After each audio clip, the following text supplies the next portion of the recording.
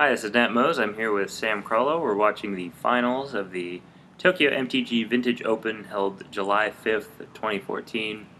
Left-hand side of your screen, there's a pretty interesting four-color, mostly bug control deck that also includes the Ariok Salvager's Bomberman combo.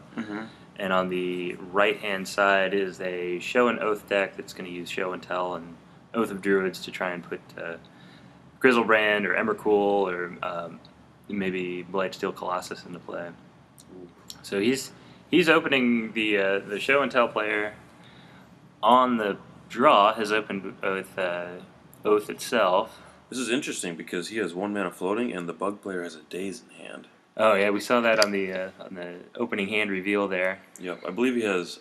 I saw a Daze, Abrupt Decay, and Ancestral Recall. I believe.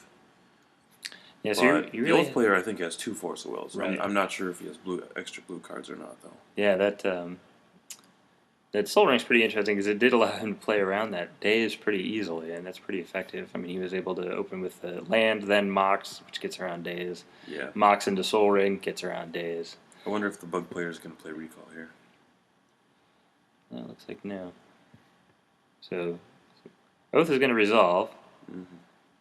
And the bug player, I think, has looks like Abrupt Decay. Oh, there we go. Yeah, that's don't worry about Oath if you have Abrupt Decay in hand. I think the only thing that stops that is Misdirection that's commonly played. But the Oath player actually has a backup Oath. Do you think it would have been better to hold off onto Abrupt Decay until the Oath player's end step? Yeah, actually, it might have been. I mean, he's got... Because then it's likely that he doesn't play a second one then. He holds it. Right. But either way, he's eventually going to play it, I guess. Right, he's got lots of time there because, I mean, neither player has any creatures. I mean, Oath isn't active yet. Yeah. And Oath still isn't active even on the second one, so we're still looking for... the Oath player is still looking for Forbidden Orchard. The bug player still trying to figure out whether he can answer that Oath.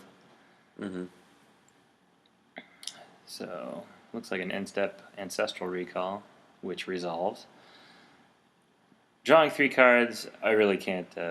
That's pretty good. It's really good. I mean, some players, legacy players will look at Brainstorm and Ponder and say those are pretty good. But yeah, I mean, if you've never drawn 3 cards straight up for 1 mana, I mean, I think it's a great feeling. Yeah, I think you're missing out. You should go ahead and try Vintage. So that'll put the bug player well ahead on cards. He's gonna keep drawing cards here and see what he's got. That's a Cavern of Souls. I think he's naming human on that. Yeah, I believe most, if not all, of his creatures are. Yeah, humans. he's got. I guess Deathrite Shaman, is it a human elf? It's a elf shaman. Shaman, okay. Yeah. So he's named human on the Cavern of Souls, and he's playing a Nile Spellbomb, and that's actually part of the Ariok Salvager's combo. Yep. The Spellbombs from Scars of Mirrodin? Yeah, the new Mirrodin block as well as the old one. But all of them you can pay a mana and sack to, or use them and pay a mana to draw a card. Yep. So anytime you can use those to draw a card, you can dig a little bit deeper, and then with the Ariok Salvager's combo, which makes infinite mana, you can pretty much draw your entire deck. For those of you that don't know, Ariok Salvager's is a 2/4 creature that costs a white and 3. Right. But its ability is it costs a white and 1, and you can return any artifact from your graveyard that costs 1 or less to your hand. Right. So with Black Lotus, you can essentially make infinite mana. Right. And then with a spell bomb or something like that, you can keep returning it and draw your entire deck. Right. So with the basically the Black Lotus stacks for white, you can pay 2 of that out of 3 to get back the Black Lotus. You'll have, have net 1 mana extra. Yep, net 1 and you mana can just keep time. doing that, and every time you'll net a mana. And after a while, you can start doing it for different colors. Here's the Salvagers. Yeah, so he does have Salvagers. He has Black Lotus too. Yeah, he has one of those. He has the Black Lotus, and he has Spellbomb. So I mean, he's if his set opponent up has to go. nothing here, he wins the game. Right. So I think he's indicating what his intention is. Yeah. And I think he looks like he's explaining the combo as we just did, and we'll see if his opponent has an answer.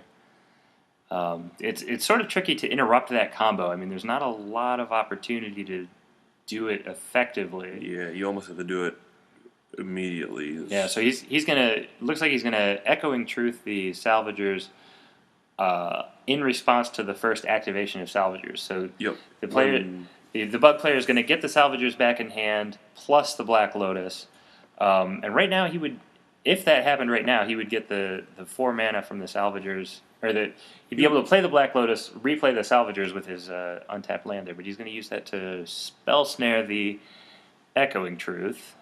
Yeah, because he would have 1 mana floating from the Lotus. Right. And Plus the Lotus mana makes 4, and then his land would be 5. Right. So he's 1 short of reactivating. Right, yeah, and his opponent has a Force of Will there, so it's sort of a moot point, but the Black Lotus and the RX Salvagers are going to go back to his hand. He's going to play the Black Lotus. Maybe he's got counter spells in hand that might stop his opponent from doing anything too terrible. Mm-hmm. And the assumption would be that on his next turn, he's going to be able to combo again. Yep. So his opponent's going to draw his card, and he's going to scoop him up. Yeah, he's not going to wait for the combo there.